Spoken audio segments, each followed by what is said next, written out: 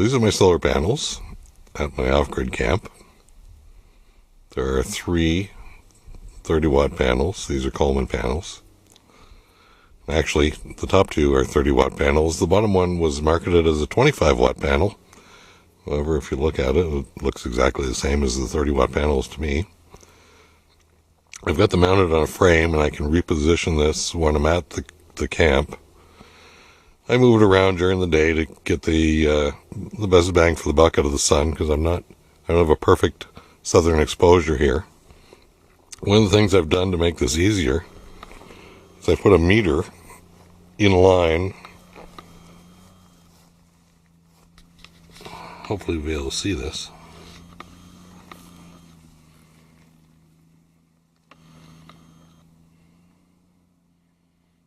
Yeah, I can't tell if that's going to be readable or not. Hopefully it is. Top left corner is the number of amps it's putting out. It's 2.88 right now. Top right corner is the voltage, 15.8 volts. Below that, bottom right is 45.5 watts.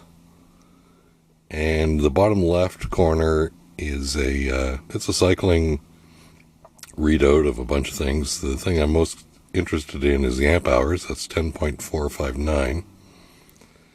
So what I do is I compare what's coming into the battery to what I'm using, which you'll see inside. So these panels are only in use when I'm here because I don't want them to be stolen.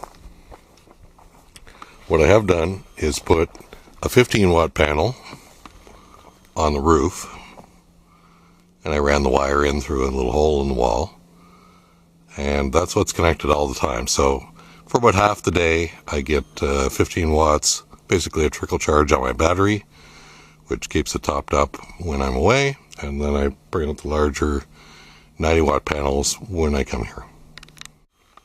So this is the charge controller. It's a 7 amp charge controller. Basically what this does is it makes sure that you don't get too much voltage from the panels coming into the battery. So it cuts off at 14.2. And it also prevents the battery backflowing energy out to the solar panels when it's dark. So it makes sure that you only get charged and you don't get any drain on the battery. I've got this connected to a 100 amp hour.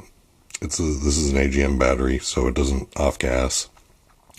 It's actually kind of a crappy battery. It doesn't do very well. It's old. I used to have it on my sailboat, but it will do the trick for the camp here. And I also keep a small 12-volt battery, which is an old battery from my motorcycle, as a spare. So if I want to charge the battery with no load on it, I'll connect the load to the small battery and allow the larger one to charge without a load. Moving up the system, we have a battery switch. This is only connected to one battery now. It's a 1, 2, or both battery switch. The advantage of this switch is if you do have two batteries on it, this is a switch for a boat. You'll see that as a recurring theme here. It's a make before break battery switch, so it makes the connection to the two batteries before it disconnects the first one, if that makes sense. Another meter similar to the one, well, exactly the same as the one that's outside, shows me the voltage that's coming out of the either of the battery if we're not charging, or of the out of the charge controller. So we've got 13.03 volts right now, 19.2 watts, putting out 1.48 amps. And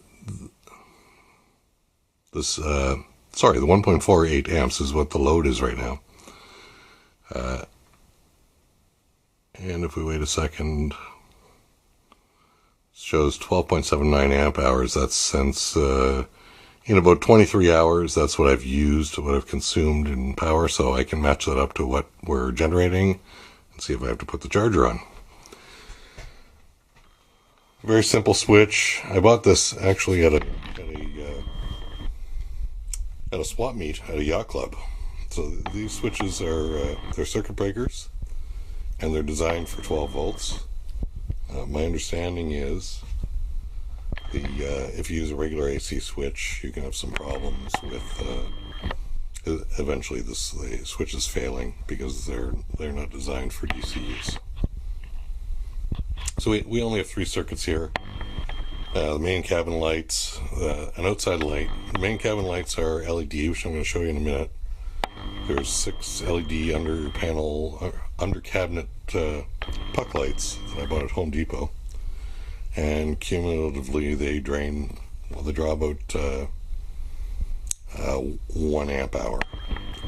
The outside light is a halogen that draws 6 amp hours, and the stereo draws a half an amp hour, unless I plug my phone into the USB port to charge it, and that takes it up to 1 amp hour.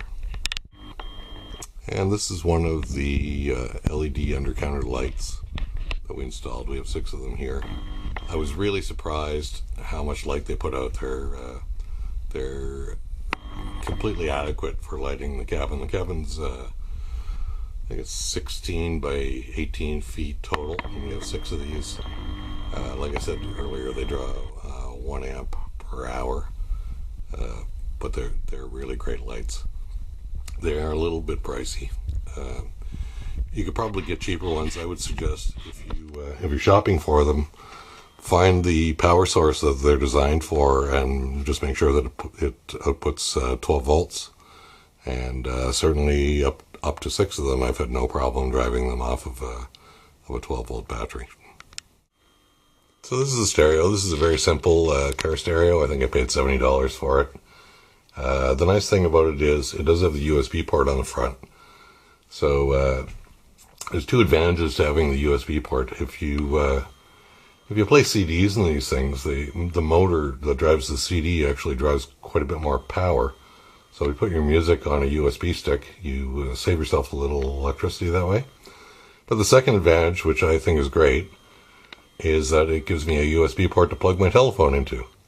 So although it does draw a little more power, I've got a way to charge my phone that's built into the cabin. The meters I'm using here, they're called a GT Power RC, High Precision Watt Meter and Power Analyzer. These are actually designed to be used with, I believe, radio-controlled airplanes or cars or something like that.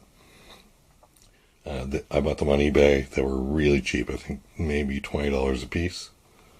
And I thought it was really worthwhile.